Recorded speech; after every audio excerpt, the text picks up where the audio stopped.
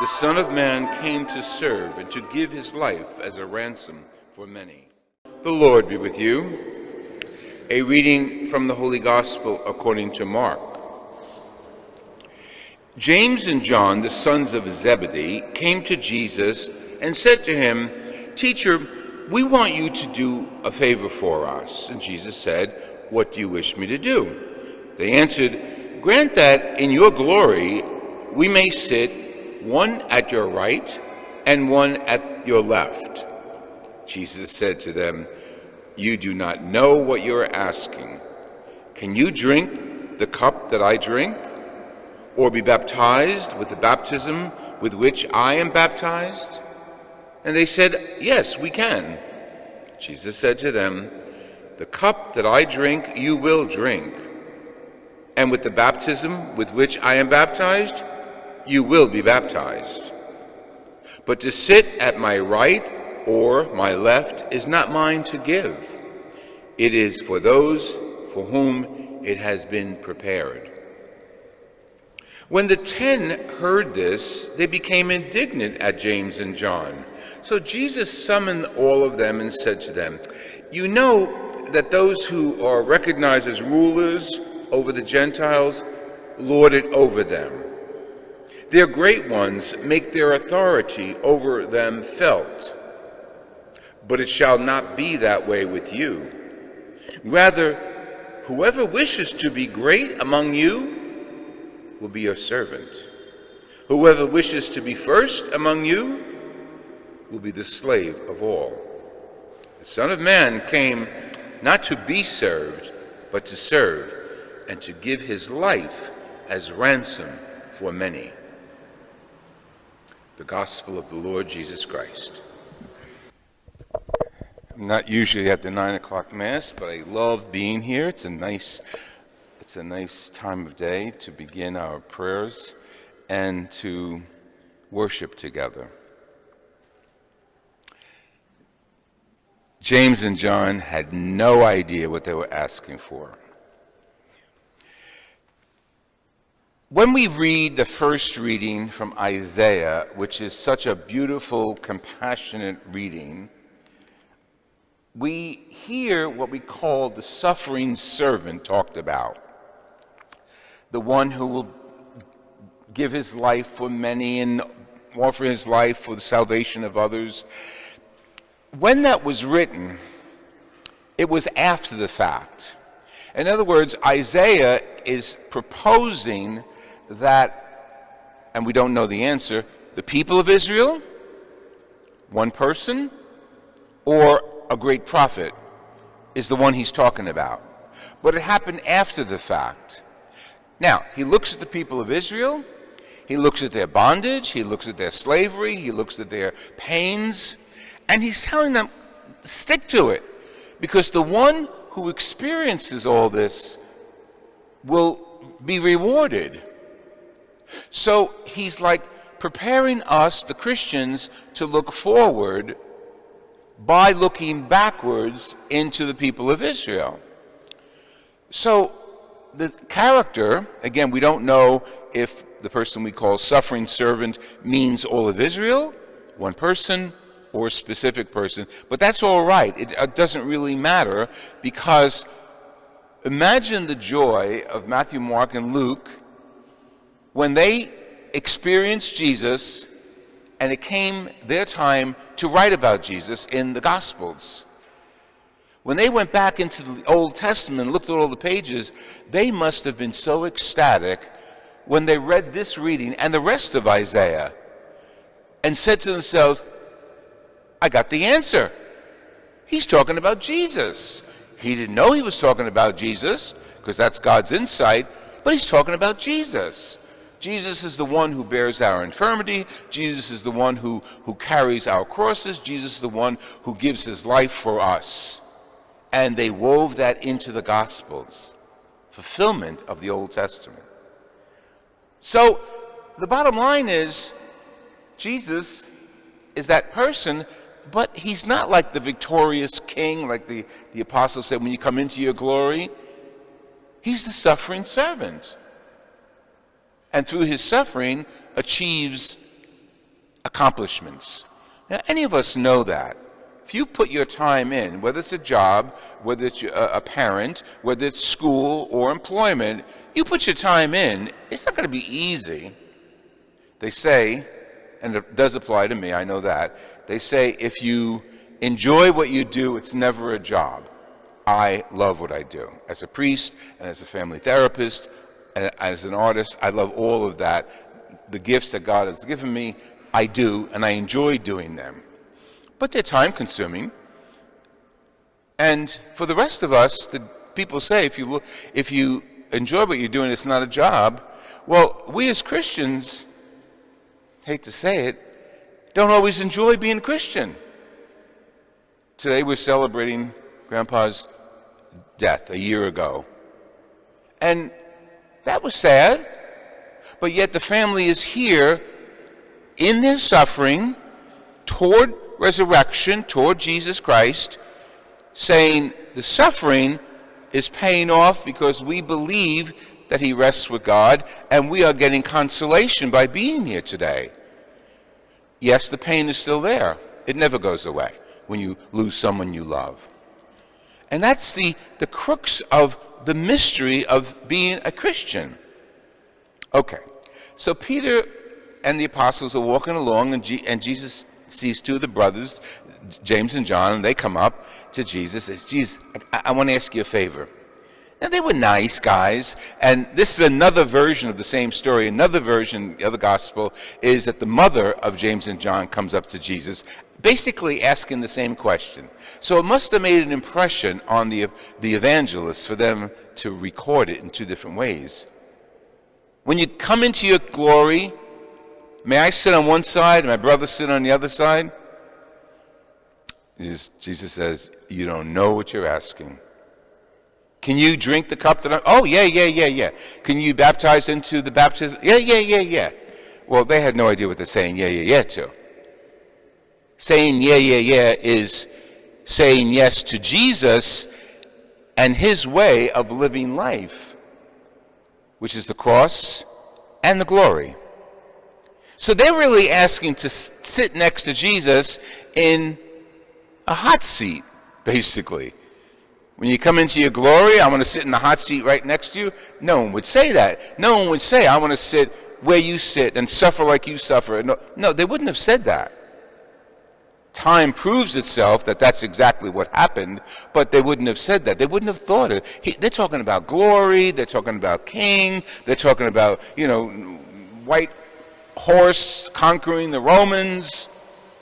And they're not picturing the truth of the mystery. So the mystery of Jesus is woven into today's scripture, and it's woven into Isaiah.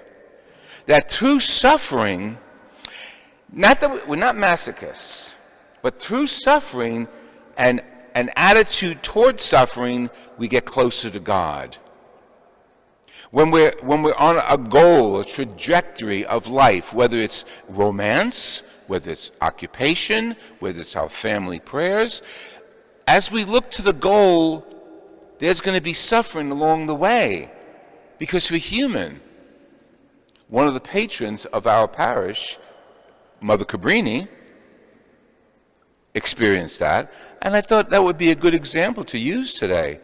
Here is a woman, she founded the Missionary Sisters of the Sacred Heart, and she was deathly afraid of water. I mean, you have to say maybe God has a sense of humor.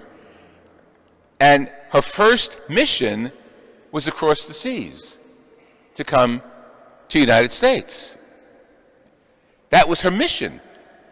And she took the boat ride across the seas and got sick almost every day. She was deathly afraid of water. And in the course of her ministry, traveled 26 times from the Americas to Europe, across the sea.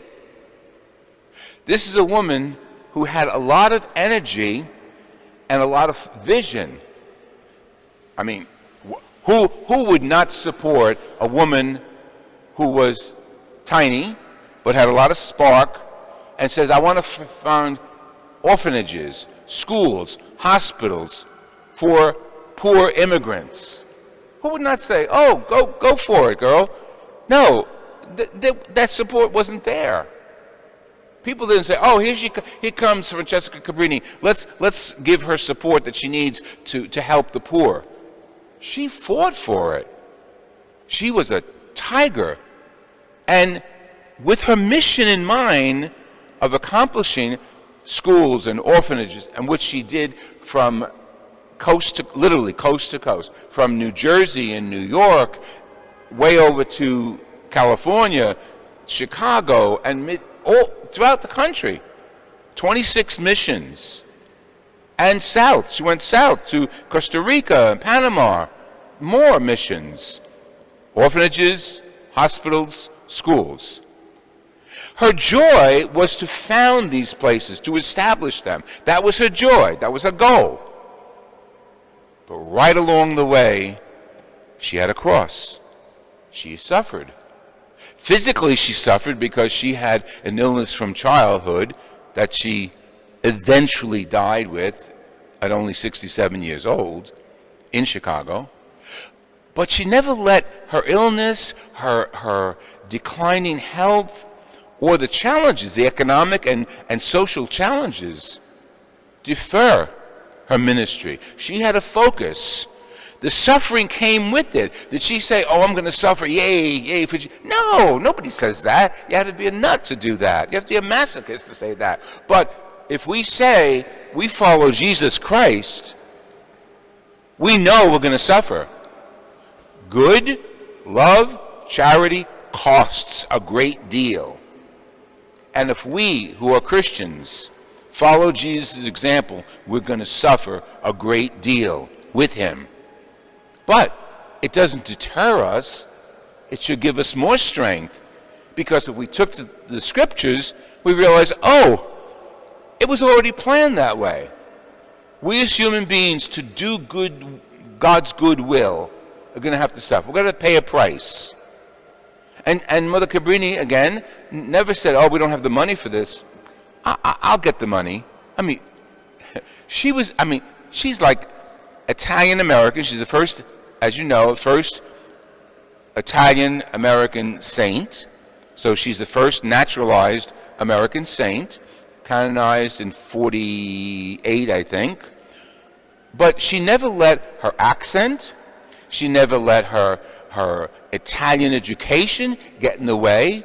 She learned the ways of the world. She learned the ways of dealing with entrepreneurs in New York. She learned the way to go to philanthropists and get money for her charity. Not for her charity. But she accumulated so much money, she lands in, say, Santa Fe, and it happened in a lot of places. Santa Fe, and she searches around, and she finds an area, geographic area, and she says, okay, I'm going to buy this. And she writes a check. Not her money, the money that was given to her because of her charity and her focus and her ministry. God always provides. We hear that from all the saints. We hear that for even Mother Teresa of Calcutta, more contemporary to us. She went ahead and started her mission with nothing. And people would say, well, wait, how are you going to do this? You have no money. God will provide. I mean, it's funny. To say that sounds like a cocktail napkin saying, or a Chinese cookie, the little fortunes. God will provide. But she meant it. And God did. And God does. As long as we have the focus. As long as we have the idea of accomplishing good. And not everything we do is necessarily Catholic charity. Doing good is the bottom line. And we put on top of that our mission as Catholics, to do good as Catholics, to vote correctly as Catholics, to support the correct political person or philosophy as Catholics, to support the charities that the Church sponsors. All of them cost you something. If not time, it costs you money. If not money, it costs you anxiety. But we don't give up. God is with us. And if the mission that we're on is Jesus' mission, we have the energy to do it and to go forward. And just to close, just so we know who we are following, the letter to the Hebrews is a great letter. It's short. Read it. Go home, read it. Letters to the Hebrews. Written after Jesus, of course, by a follower that's called the pastor. We don't know who the author is, but it got into the scriptures because it was so beautiful, and it summarizes Jesus' role in the Old and New Testament. So who is this guy that we're following? The priest who passed through the heavens, Jesus, Son of God. What is the priest? The author is writing to Hebrews, Jews. And they knew that the priest, once a year, passed through the Holy of Holies in the temple and made offerings to God alone beyond the veil of the temple. And when he went into the temple, he wore a phylactery, and it had 12 stones representing the 12 tribes of Israel. So when he, the priest, the high priest of the year, was offering prayers to God, he was doing it on behalf of all of the people. The author of Hebrews says, we have the high priest, Jesus, and he passed through the veils of death and is now in the Holy of Holies, the authentic Holy of Holies. He's in the presence of the Creator. And with him, all of us, not the 12 tribes, all of us, because he came for all people. Is it worth it? Is it worth holding on to our values? I think so. I think so. Will it always feel good? No. No. Will it be challenging? Yes. But to know, as you and I are walking on our journey of life, that Jesus is with us, like right here, hand on our shoulder. He's with us. What strength, what hope, what glory we have while here on earth. While here on earth. And one day, when time comes, in the glory of heaven.